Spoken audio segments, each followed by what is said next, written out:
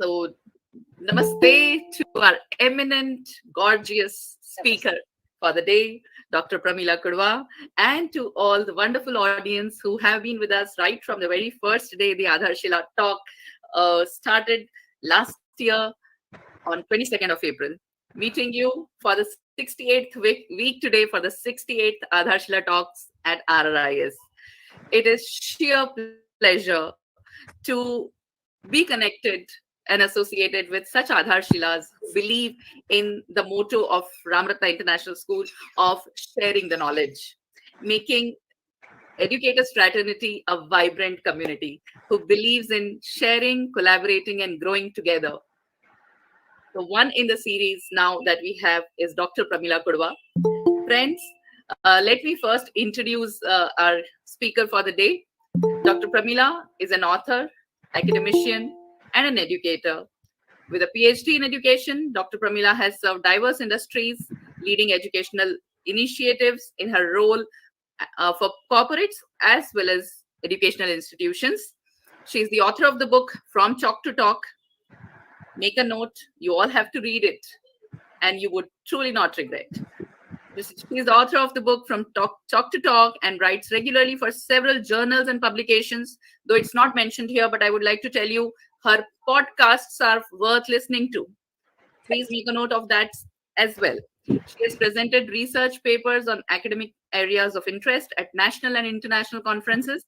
Contributing to the educational community, Dr. Pramila has been a resource person at several organizations, institutions, at seminars, conferences, and conducted workshops on varied topics of general and academic interest at both school and university levels for students as well as teachers, as she is doing today at Aadharshila.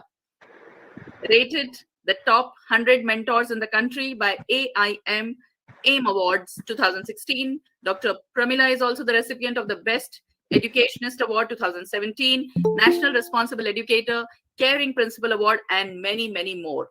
Let me tell you, I have been a witness to her glory at one of the events where she was nominated in almost every category. I think that was the Plan Conference by Shaping India, and your kitty was full with awards, and I was just admiring your grace, your beauty, the elegance, and the energy. Ma'am is currently leading the Pawar Public School in her role as the principal. I extend a very warm welcome and bow down in reverence and gratitude to Dr. Pramila, though she prefers that I call her as Pramila. So, Pramila, it's a great pleasure and sheer delight to have you at Aadharshila. Today's topic is highly relevant. I know we as educators do so much that it becomes difficult to even talk of the variety of roles we play. And with that comes satisfaction, no doubt. But that comes with its own challenges. Today, we will learn from Dr. Pawar how a teacher becomes effective. Is the definition of effective that we consider as effective, is it really effective? Are there different layers to effectiveness of a teacher? And how does a teacher traverse through these challenges that the changing times have brought with it? How to, balance your contribution to the development of children as active scholars, and at the same time, how to make them believe in themselves, how to plan your lessons which are balanced with curriculum and exciting pedagogy, how to fulfill unrealistic expectations of the government, of the parents, of the students, of the school administration, and the society in general. And I can just go on and on and on this. So rather than me doing it, I would invite today's speaker, Dr. Kudva, who is an authority to speak on such a topic, to take over. Once again, thank you and welcome. Over to you, Dr. Pramila. Thank you so much for that overly generous introduction. Thank you, Jaya. At the outset, I'm grateful to Ramratna International School for having given me this opportunity. Without really wasting any more time, I would like to get into the topic because it's a vast topic. And I believe an effective teacher has a great deal to contribute and turn a school into an effective school. So that's my presentation. Shall we start with it? Okay. Yes, ma'am. Yeah. Can we go to the next slide, please, Vishika? Can we have, what is teacher effectiveness? We'll start from there. I suppose all of you are used to handling a Padlet. So she will put the Padlet link in the chat box. Kindly click on it.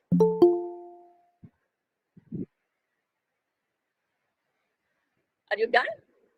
Have you clicked on it? Does it open? Can I see this? Can I see the Padlet slide? Yes, we have clicked on it. Yeah. So you could write, click on that plus sign at the bottom.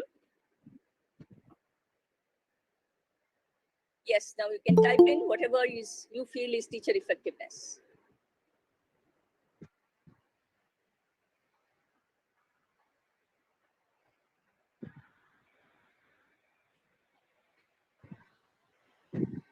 You can write your name. If you don't write, it really doesn't matter to me. You have to post it.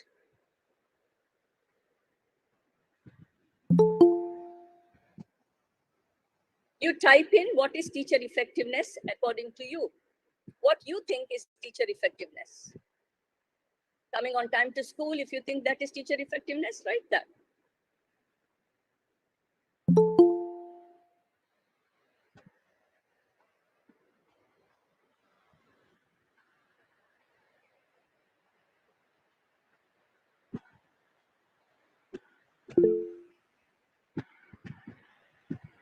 Can we see the Padlet screen so I can keep looking at what they've written? Yeah. Improving students' learning. Understand emotional need. Okay. Curiosity, encouraging questions, open learning, ability to implement learning. All right. Matching the learning outcomes to the objectives in a joyous manner. Ability to make a child believe in herself and provide an environment to hone their interests, skills, and talents. Learning, encouraging students. Okay. How many people are there? I need to see many more.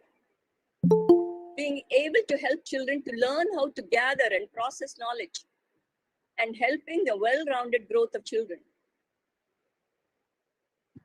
Set and achieve goals for results, create curiosity, teacher effectiveness, bringing the learning outcomes, keeping in mind the emotional, psychological, and physical need. Wow. Open learning. And the teachers must have understanding nature. She should be able to know each and every student's nature. It will help to learn students and teacher to learn together. All right. Oh, there's so much that we have got already. Outdoor learning, playway method. Excellent. Making learning fun.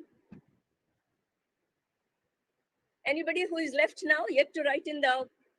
So some of them were not able to access Padlet. I would suggest you please mention in the chat box. Your answer can be typed here in the chat. Yes. Ma'am, should I read out from the chat box? Are you able to access it? Yeah. Okay. Miss Devadyuti says, performing multifaceted roles as a facilitator and classroom manager. Ms. Zainab Khan says, being able to ensure personal growth in relation to self-management. Ms. Chetna says, being a lifelong learner. Yeah. All right. I think we'll go back to the main screen. And Ms. Aarti Gandhi, the director of Nalanda Foundation, welcome. She says, effective learning in students. Okay. Now, all of you have given me your perspective, and each of you is right. But there is so much more to effectiveness. Before we get into it, I want to understand, is efficiency the same as effectiveness?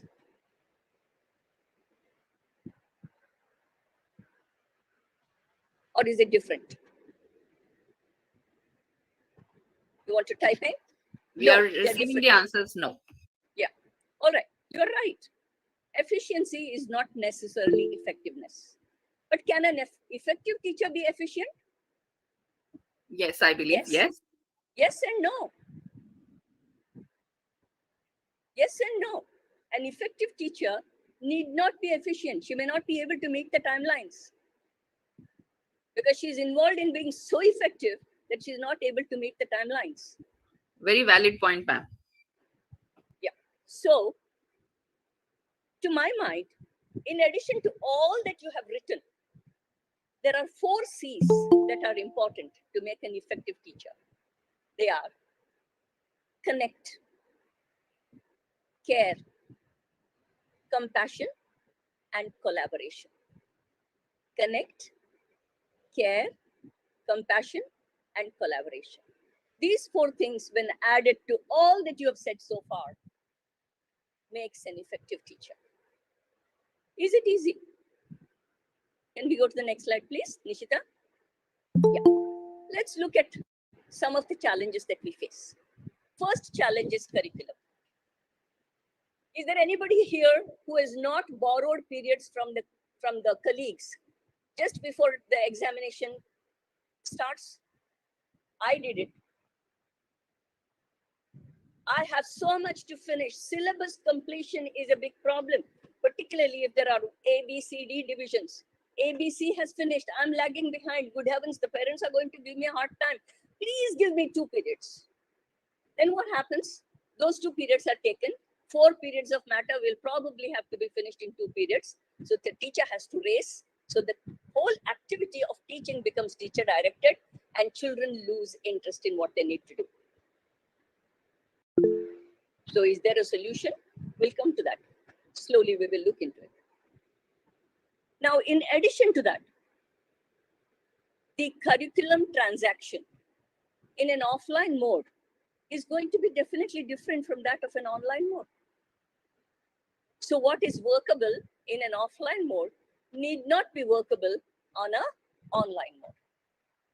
Most of the time in an online mode, at least this has been my experience, we are exposed to blank screens. The videos are not working. You ask them, oh, Wi-Fi issue. Whether the child is there or not, we don't know. But in the classroom, a teacher has eyes at the back of the head. The teacher knows exactly what is happening. So there is a different scenario. Staff development. According to National Education Policy, the teachers have to be, the professional continuous development has to happen for 50 hours in a year. Now, staff development will require a lot of motivation on the part of the teacher. Invariably, I would find a few teachers, senior ones, coming in and saying, Abhi mujhe karna hai. We have to be lifelong learners. If just imagine when I did my B.Ed, it was chalk and talk. And if I had not upskilled myself, I wouldn't still be working. So we need to learn. We need to study. We need to update ourselves. Having said that, is there any difference between in-service training and upskilling? Is there any difference? People undergo a lot of trainings, but it's not necessary that they really upskill themselves. Okay. So now the so-called Nishtha training that everybody has to do, what kind of training is that? Nishtha training, is it upskilling? Our participants must feel free to unmute and speak up. Come on, you all are equal participants in this talk, though we have named it as a talk, but I think our speakers also prefer discussions. Am I right? I mean, otherwise it's meaningless. I'm talking about Yes. interaction, and if I'm going to be just talking, then it becomes teacher directed. Yes. So please go ahead, whoever wishes to speak up. So the Nishtha training, is it in-service training or upskilling? Ma'am, upskilling can be at personal level also, I feel. Yes. And in service is, of course, something that relates to the professional world and institution. So if from that perspective, I'll say Nishtha is institutionalized because unless you are a teacher attached to an... Yes, go ahead. You're right. In-service training is that which is mandatory for Ma'am, everybody. I would like to add here. suppose if I take interest in an area, I can upskill myself in that area. But in-service training is institutionalized and professional, ma'am. That's what my perspective. Upskilling can also be professional. It is not that it can't be. Yes, ma'am. I would Yes. like to just add here. In service is kind of a compulsion. Yes. It's a formality Yes. to be completed. But when you talk of upskilling, a person's complete commitment is involved, and the Yes. person is himself engaged in order to upskill the level of understanding, Also- performance, etc. Also, what is involved in upskilling is there is a gap analysis that is done. What is the requirement of the institution? Where are we? What is the gap? And based on that, upskilling is planned. So this is basically the difference. Nishta is now compulsory for everybody. And they have made it compulsory for even the principals to do it. So the principals understand what difficulties the teachers go through. Anyway, having said that, what we also need to understand is the staff is burning out. The teachers are burning out. So we need to plan some light-hearted activities also. Maybe a Zumba session, maybe a yoga session. Because you can't take them out on a picnic yet. Teachers' Day also couldn't be offline. So there are some things which we can do to lighten up the mood. Behavior. Now there are teachers who are growth-oriented teachers. There are teachers who are comfort-oriented teachers. अभी हो गया ना, इतना साल के बाद अभी क्या करना है, बस. So such teachers also need to be made to look at it from a different perspective. So the principal's role or the HOD's role or the headmistress role has to be very, very, what shall I say, alert. One teacher has to be alert. This individual has to be alert and plan accordingly, be a role model, practice an open door policy, talk to them. Reading. I have a hilarious experience to narrate here. I was taking a session. There were 45 participants. And I was talking about various new techniques of teaching. And my book has about 200 pages of techniques of teaching. So the organizers, they said, you can get, if you place an order now, you can get an author signed copy. I agreed. Out of the 45, about 20 of them showed interest. The organizers were very pleased. Oh, about 50% of them want to buy the book. Out of the 20, about 12 reached out to me. And finally, 2 people bought it.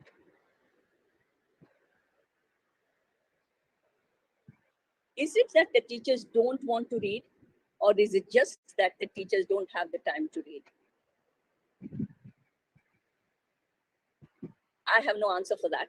That is something which you have to answer yourself. Quality assurance. Now, quality assurance deals with delivering what you have promised to deliver. If quality education is that which you have promised, then you need to provide quality education. Now, when I say quality education, what would it be? Child-centered education can be quality education. Anything else that you can think of?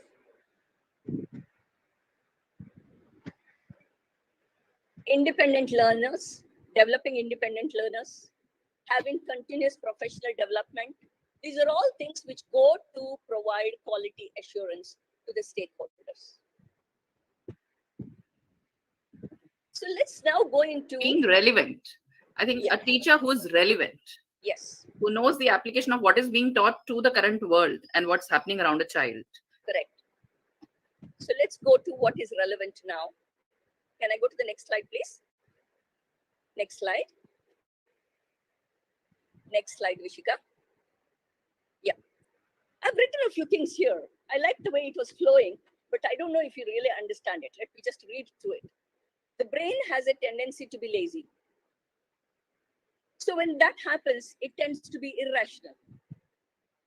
And when it becomes irrational, it can affect our perception. And when it affects our perception, it can affect our beliefs. And when the beliefs are affected, it makes us act differently. Oh, I've said so many words. Now, if I were to say it, put it across succinctly. Can I have the next slide, please? It just means our perceptions affect our beliefs, and we decide to act based on our beliefs. I've got a couple of stories to narrate here. There was a teacher who was a piano teacher. She had many small children, aged about 10, 12 years old, and they would come, play the piano. She would give them the feedback. They would do their homework, come back and play again. And she had one boy. He always came dressed very shabbily, unkempt look. And he would play because it was as if somebody is forcing him to play. And it came to a point where the teacher said, let me give up on him. He is useless. This fellow is not learning. He's just coming here to pay the money and waste my time. It was the annual day where every child had to perform. This child was absent. And the teacher said to herself, let it be, good riddance. He doesn't play anyway. But halfway through the program, he comes. And how does he appear? Unkempt as usual. Anyway, he's come. The teacher, being a teacher, says, all right, you also play, go. And he played beautifully that day. His fingers were nimble and they danced across the keyboard. And everybody gave him a standing ovation. Teacher was thrilled. She went up to him and asked him, all these days you were playing as if somebody was forcing you to play. And today you played beautifully, delightfully. What was the difference? You would be shocked to know what the child said. My mother was deaf mute. She was suffering from cancer. She died yesterday.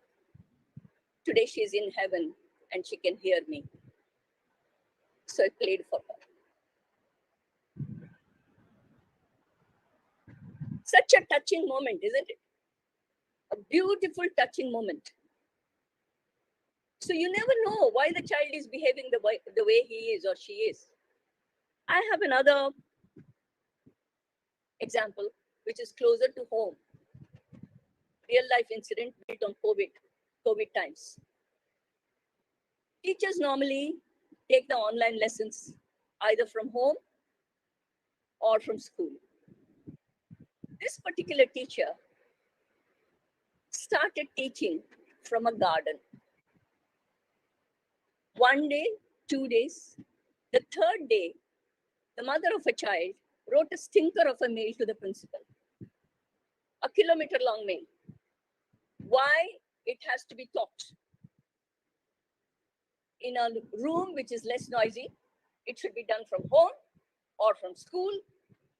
All that general gyan was given to the principal. And this teacher is doing this, and kindly see to it that norms are adhered to. All right. The principal read it patiently and wrote back to the mother. Thank you for the input. I shall communicate this to the teacher. The teacher insisted on taking the online classes because she felt the children would lose out. And she's taking the class from the garden because adjacent to the garden is the hospital where her mother is admitted.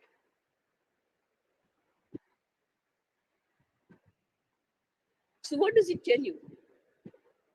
Listen to both sides. Listen to both perspectives. Listen to the frame of reference before you take a decision. I have had teachers who have taken lessons from hospitals. Anyway, we still are not the frontline warriors, which is the saddest part, but we are the committed lot. Ma'am, I would just like to add here, such teachers deserve awards and not brickbats. And those teachers who have experienced such kind of comments from their colleagues or parents or anybody, do not let that dampen your spirits. And I would just like to add to what you said. I have hosted one Aadharshila talk from the ICU where my mother was admitted last month. So yeah, I think if you are committed to something, you anyhow manage it. That's right. That's absolutely right. Teachers are a committed lot, and we try to meet our expectations to the best of our ability all the time. All the time. Can we move to the next slide, Vishika? Now, this is very, very critical. Openness and trust, care, interdependence, and mutual satisfaction. We have all had a favorite teacher. And that favorite teacher has been responsible for our taking up a particular subject, or a teacher whom we did not like has made us drop a particular subject.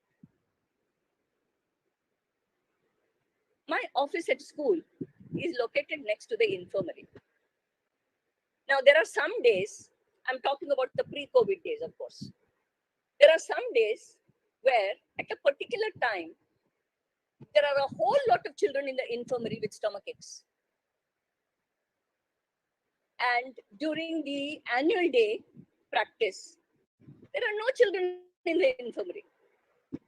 And during the PE training for the sports day, all those who are not athletically inclined are all in the infirmary.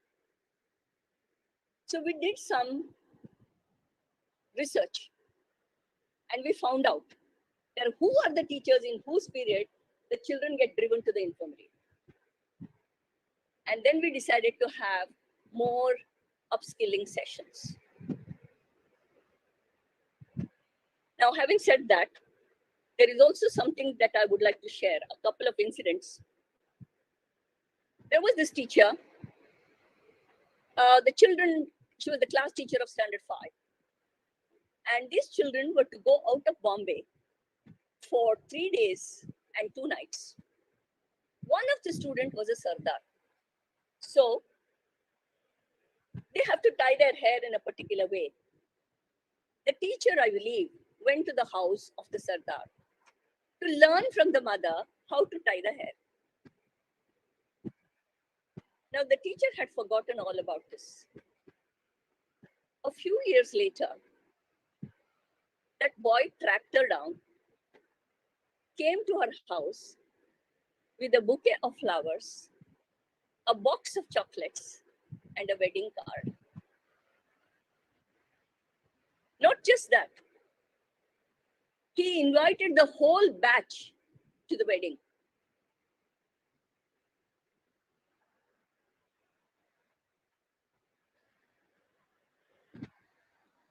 So somewhere, I think such things do matter. I know this story because the teacher involved is me. That's how I know it. I felt like the Queen of England that day. I don't remember having gone to the house, but I remember the wedding and everything involved with it. I felt like the Queen of England.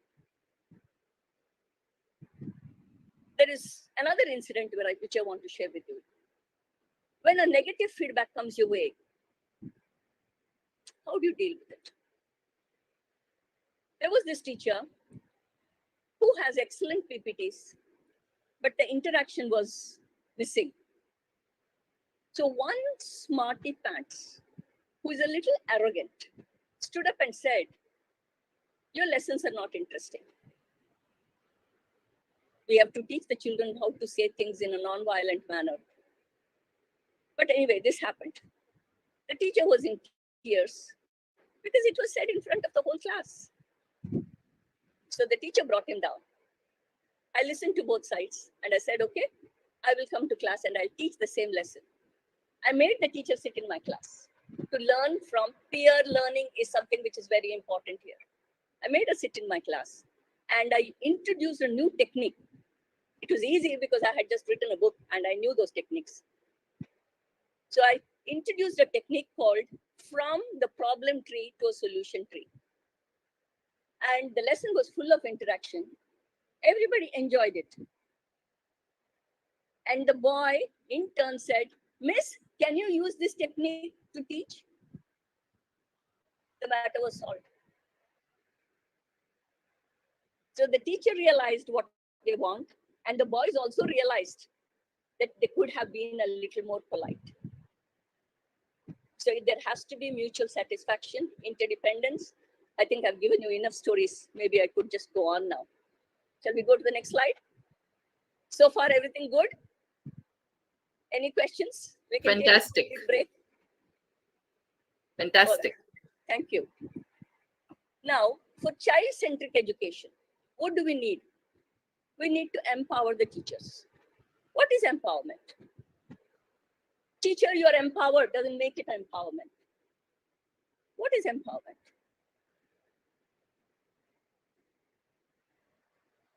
Involving the teachers in the decision-making process is empowerment. If the syllabus is too long and you're not this is the COVID time, the syllabus has to be cut down, involve the teacher. I would also even suggest not just be the one who is instructing the teacher to cut the syllabus by having a dialogue, but an empowered teacher is the one who has the trust that I can approach with this concern myself that I'm not able to finish with it. So can we, implement some solutions for it? So I said that earlier, Jaya. Right. So she also knows has to be open and absolutely open door policy. Right. And I feel that does not happen just from the principal, but everybody else as well. Yes. In the whole system. Principal is the role model and she has to walk the talk. Absolutely. She has to walk the talk. Now, an empowered teacher goes with confidence to the classroom. And that confidence rubs off on the children. So empowering teachers is very, very important. Connect to community. I've got many examples here.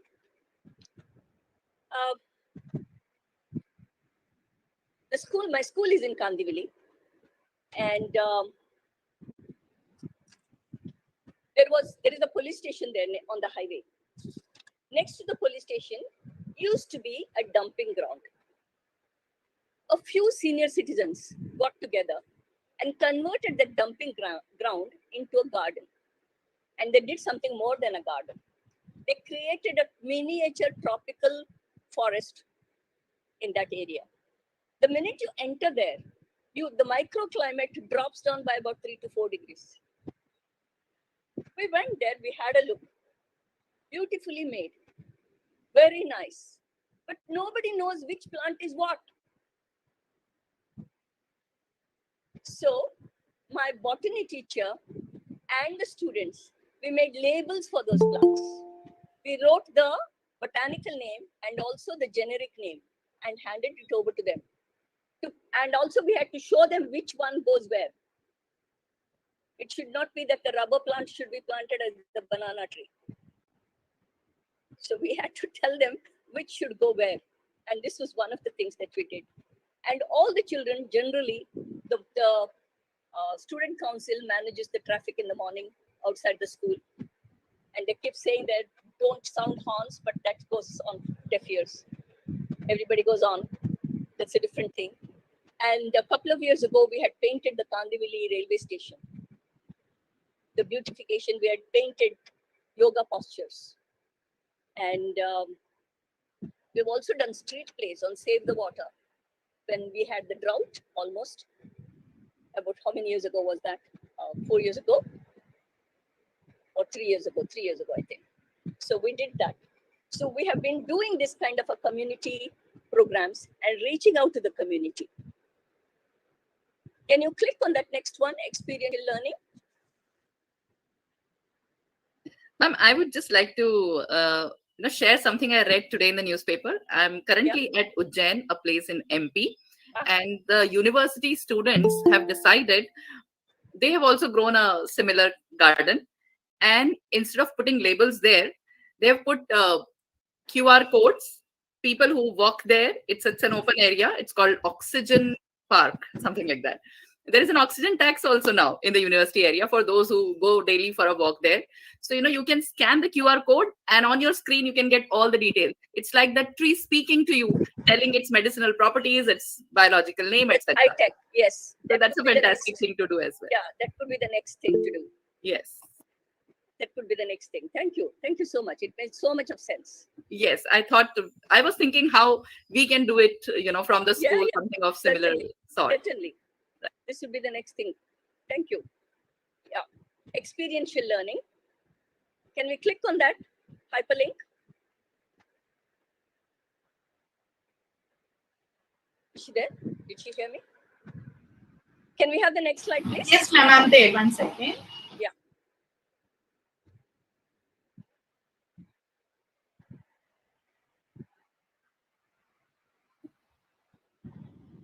Nishta is probably having some connectivity issues. We'll go to the next slide. Don't worry about clicking on that. Yeah, this is one of my favorite slides. These are my senior KG babies. They've gone on a nature walk and they're studying the roots and the plants. Look at the way they're observing. Look at the way they are discussing. The way they're sitting down there and drawing things. After that, they would come back to class and they would tell the teacher, they would discuss amongst themselves in groups, and they would tell the teacher what they saw, what they observed, and then the teacher will explain, and the whole thing becomes clear to them. Can we go to the next slide, please? Yeah. Integrated learning. Now, if we were to take the topic of shadow, in science, you can have light and shadows project. You can even tell them about the Jantar Mantar. History, it could be Indian folk culture. Maths, shadows, measuring of shadows in inches and centimeters, length of the shadow at different points in time. Literature, Robert Louis Stevenson's poem, My Shadow. I have a little shadow which goes in and out with me. That's something everybody has studied. Geography, it can be eclipses. Art and craft. So this is an interdisciplinary, integrated way of teaching. Then the whole concept becomes clear to everybody. It's not compartmentalized. You are not studying shadow only in literature. You're studying it fully, holistically. I have another example. Next slide, please. Yeah. This is my book, From Chalk to Talk. I've got a technique called RAF technique mentioned in that. R stands for role. In this, I have taken the role of nature lovers. A stands for audience. In this, the audience is the student who squished the butterfly. Format is admonition. Format could be anything. Here, it is admonition. Topic is take care of the creatures of the earth. How does it work? Let's go to the next slide, please. Yeah. Now, the students of grade 2 have written to that butterfly squisher why he would do a thing such as this. You could read it. Can you read it?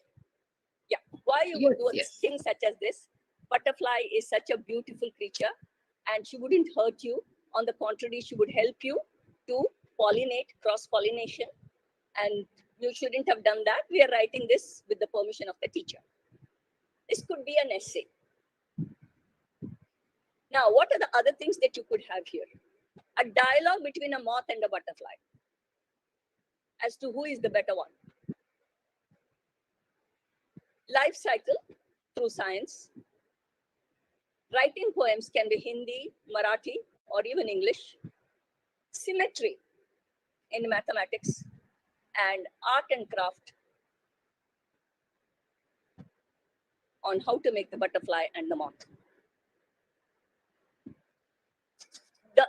The difference between the regular, integrated, multidisciplinary teaching and this is that is where everybody is, science teacher is teaching science, English teacher is teaching English. Here, even the English teacher can use this sorry, even the science teacher can use this way of writing, which can be a part of the English writing.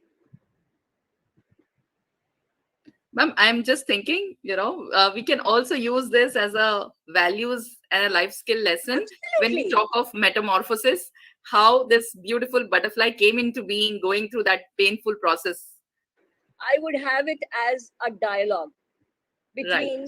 between the butterfly and the chrysalis stage. The butterfly Right. tells the chrysalis, be prepared to undergo ups and downs, suffer through those aches and pains so that you emerge victorious. Absolutely. And maybe, it could be dramatized where Yes, we can show the human parents being overprotective absolutely. and, how they are not allowing the child to go through that painful process of evolving and developing herself. Yes. So this rough technique is something which you can get the Great Wall of China to talk about the various people who have tried to come across the wall into China and what the Great Wall of China has witnessed over the years. There is no end to the creativity that you can use through the raft technique. Can we go ahead? Okay. Now, according to the national education policy, we need to develop independent learners. In order to do that, we have to praise the effort. At no point in time will you say, oh, you are a clever boy, you can do this. Effort is what needs to be emphasized upon. To give you an example, Vinod Kambli and Sachin Tendulkar.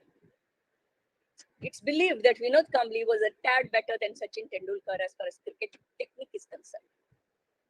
But in the early 20s, he couldn't face a bouncer from, I think, Courtney Walsh, and he gave up playing cricket for the rest of his life.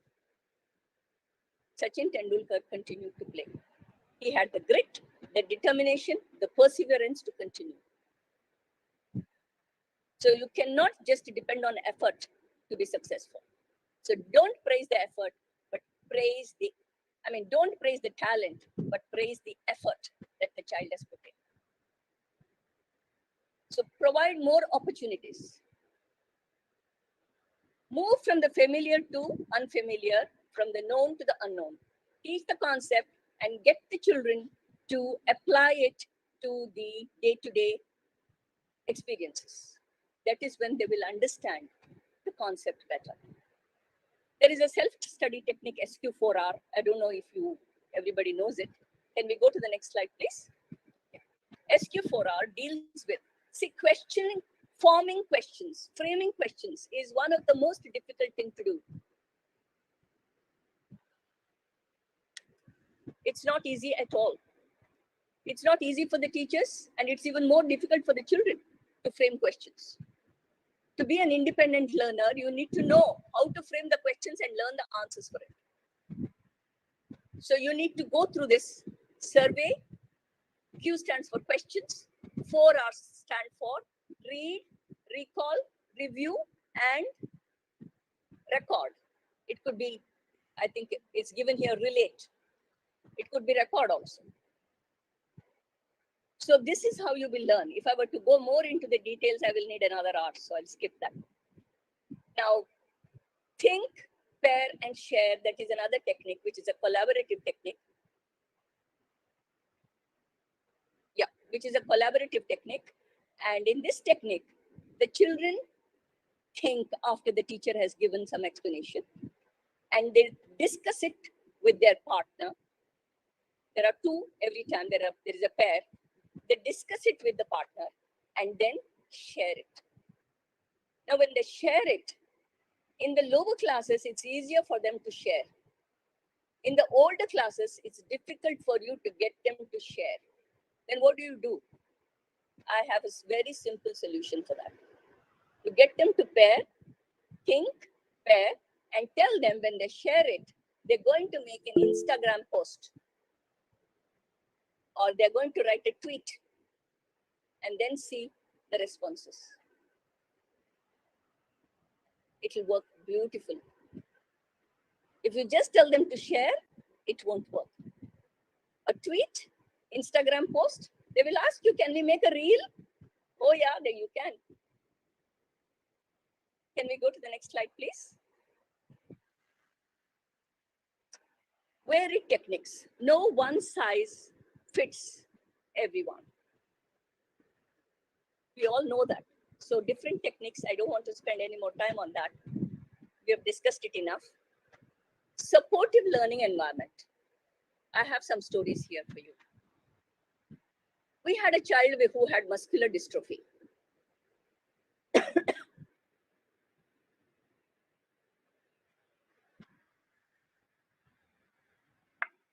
He would come in a wheelchair. He was permitted the use of the lift. He would go up to the class. And every year, his class would be moved closest to the toilet. And in the washroom, in the stall,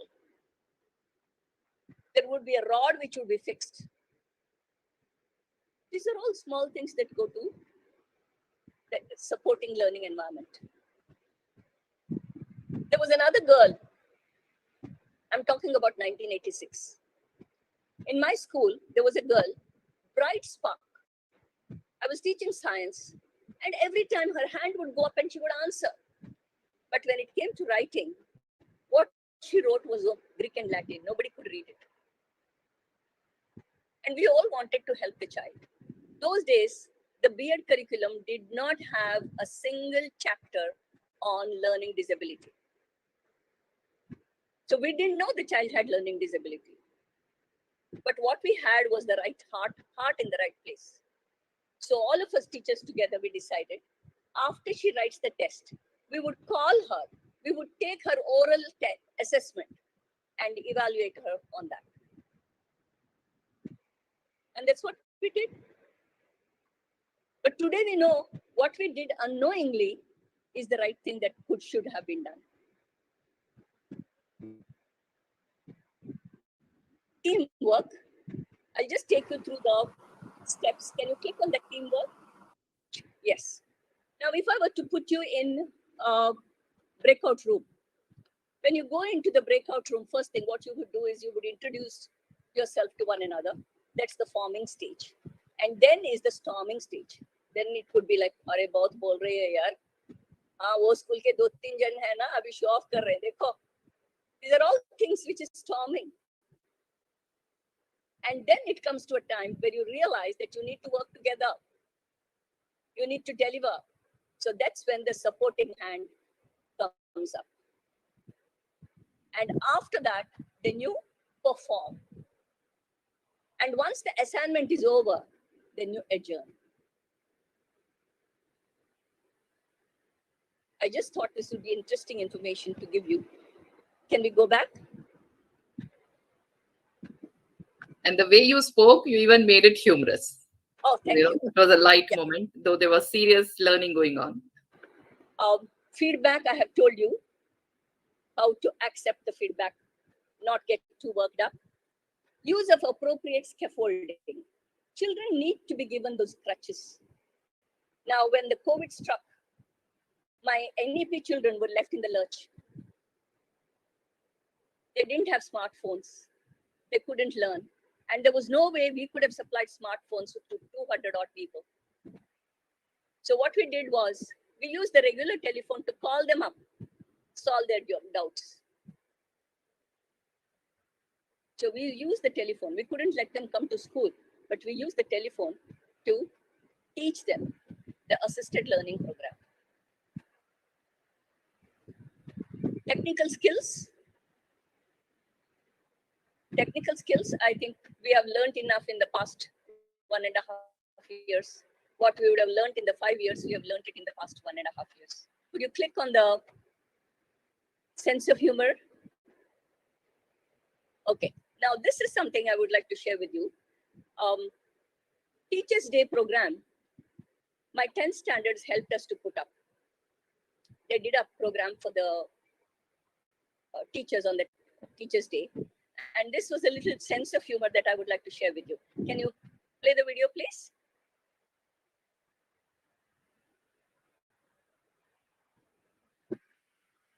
1 second, ma'am. I'm playing. Yeah, yeah.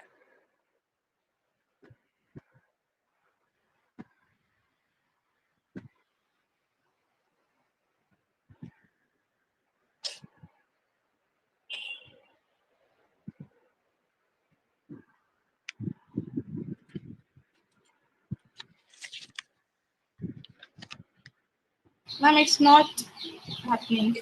It's not working? Yes, ma'am. Okay, never mind. Never mind. I'll tell you what it is all about. The children, should I open it from my laptop and see if it works? Yes, ma'am. Please do that.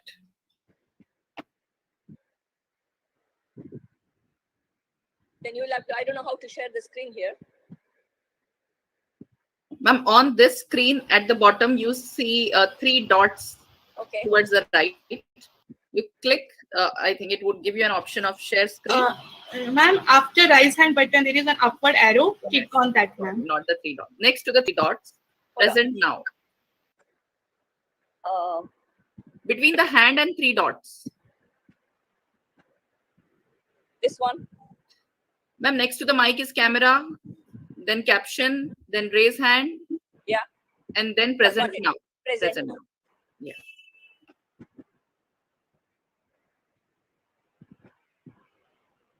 Nishita, have you stopped sharing? Yes, ma'am. Ma'am, we can see it. Yeah, there it is.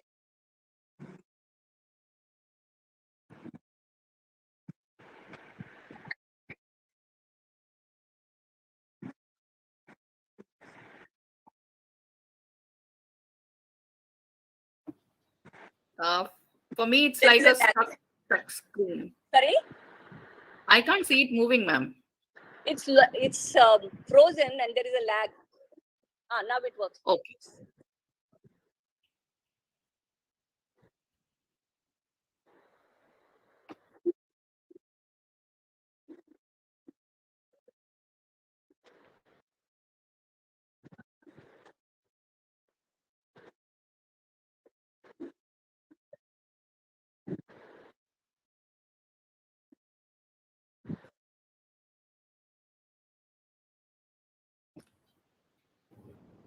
It's not audible, by the way. No? No. I don't know if Okay, others can hear. I can't hear it. We'll stop It's it. not audible. Yeah. Okay. So I'll close this. But we all could see that the whole team was looking delighted with whatever was happening, and then you were what saying happened something. was, I just suggested that since they put the screen on the blink every time, since they have put in 2 hours of hard work, we will go on the blink for 15 minutes. Then they said, no, we apologize. We realize that we need to give you 100 times more respect than what we have been doing, etc., etc., etc. And everybody laughed. Everybody laughed. Ma'am, you reminded me that we had similar discussions on Teachers' Day when our students celebrated. I'm sure our teachers also remember how, we were giving different ideas of how we can act like children and make them realize what they do with the teachers. Anyway, can we have the share screen back? Yes, ma'am. I have shared the screen. You have shared the screen. Okay, can we go ahead? We'll skip this. Yeah. So the teacher's role has now changed from that of a repository of knowledge to that of a facilitator or a coach. So you can see for yourself what COACH stands for. Earlier, when we were children came up to us asking, is this true? Is this so and so? Where is this found? How is this done? Today they have the Google. They don't need us for that. So what we need is to be a coach or a facilitator, to give them the direction. Next slide, please.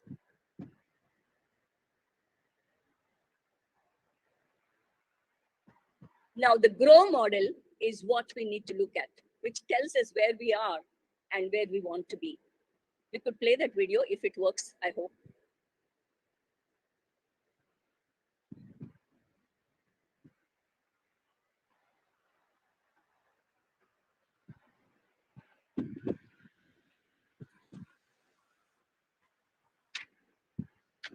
Doesn't work?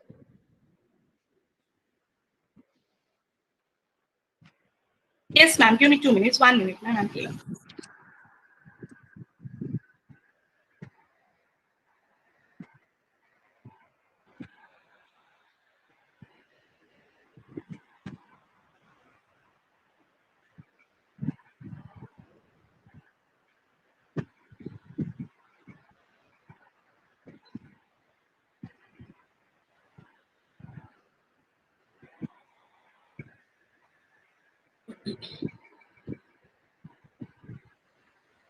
So GROW stands for these 4 things.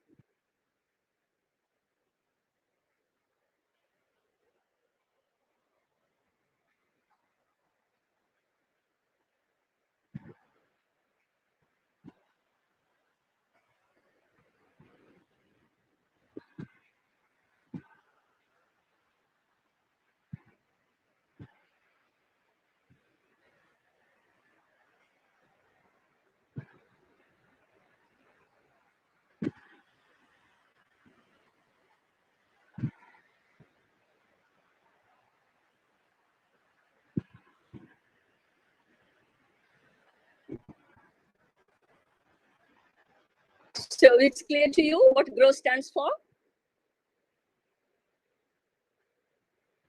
Goals, options, and what does it stand for? Reality and way forward. Finally, the mistakes that the new teachers make. They try to do too much and they're not being consistent enough, assuming that the same strategy will work every time, not thinking carefully and plan. These are some of the mistakes that they make. Can we go to the next slide, please? I don't want to read this, but I'll leave it there for a minute or two for you to mull upon.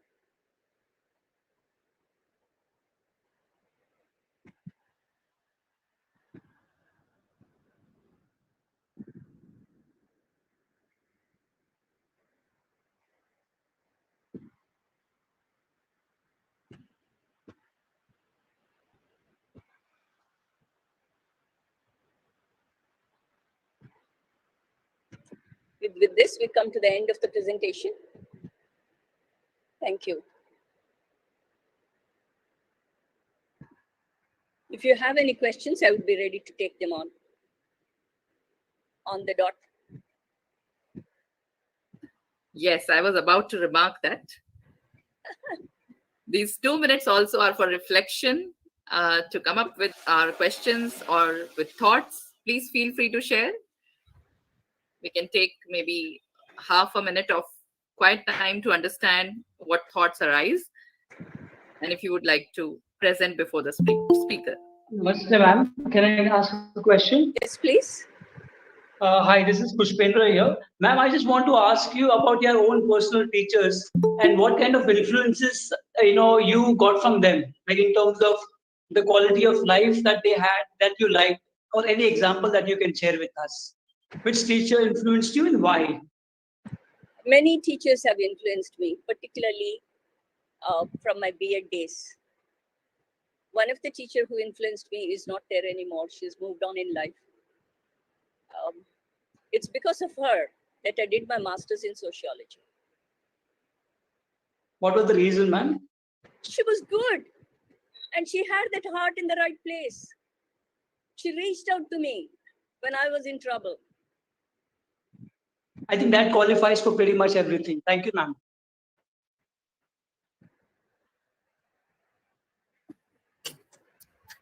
Well said. Anybody else? Such stories may be rare and maybe discussed also several times, but I believe it's very important to rediscuss, listen to these stories again and again so that we can relate ourselves with such teachers and see, are we there yet? And if not, what's stopping us? True. Any more questions, thoughts? If there are no questions, there can be 2 reasons for it. 1, everything was well explained. 2, There was nothing that could be I'll understood. go with the first one, and I'm sure the majority, I have everybody, not just majority, everybody in the first category. So here we formally bring this. Okay. Does Ma'am, anyone want to? Yes. Please. namaste, ma'am. Namaste. Dr. Smita here. Ma'am, it was an excellent session, really an eye-opening and, making us realize where we need to work upon. Thank One you. question, on a personal note, I would like to ask you that Yes. you have crossed a big, huge journey of being a teacher and then moving to the principal. So, if given a chance, would you like to be a principal or you would like to be a teacher?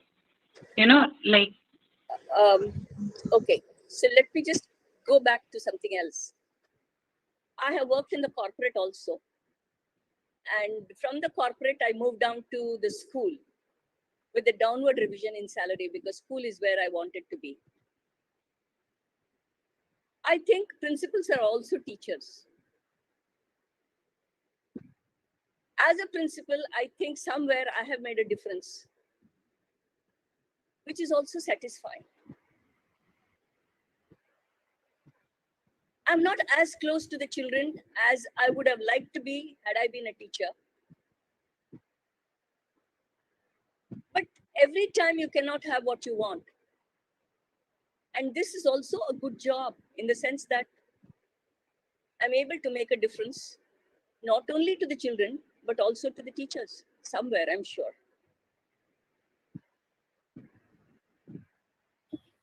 I agree yes, word ma'am. to word. Thank you, ma'am. Oh, Yeah, it was a wonderful answer. Thank you so much, ma'am.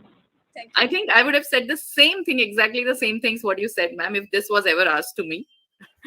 you. And in fact, when I was quite young, I became the principal at the age of 33, and I was pursuing my PhD during that time, and I shared this feeling with my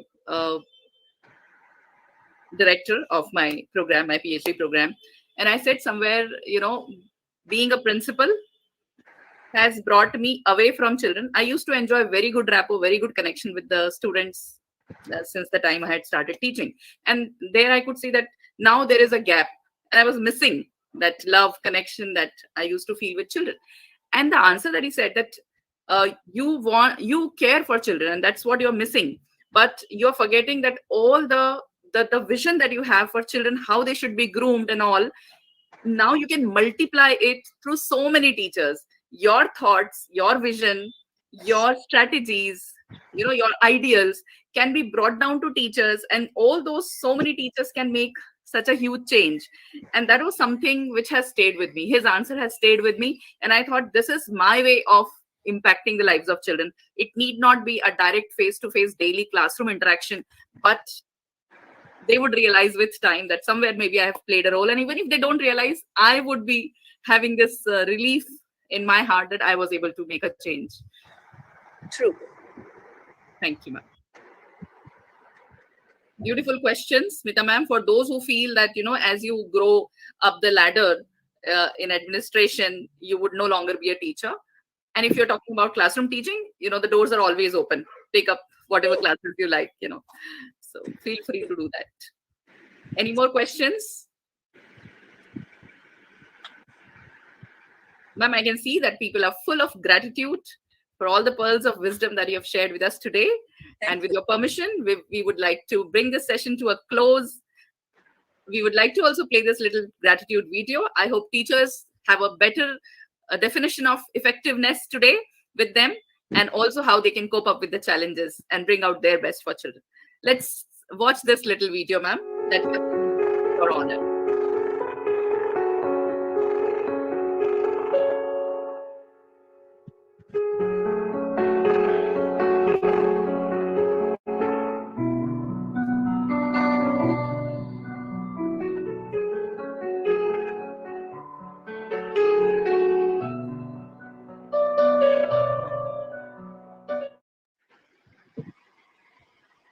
Thank you. Thank you so much. Thank you, ma'am. May I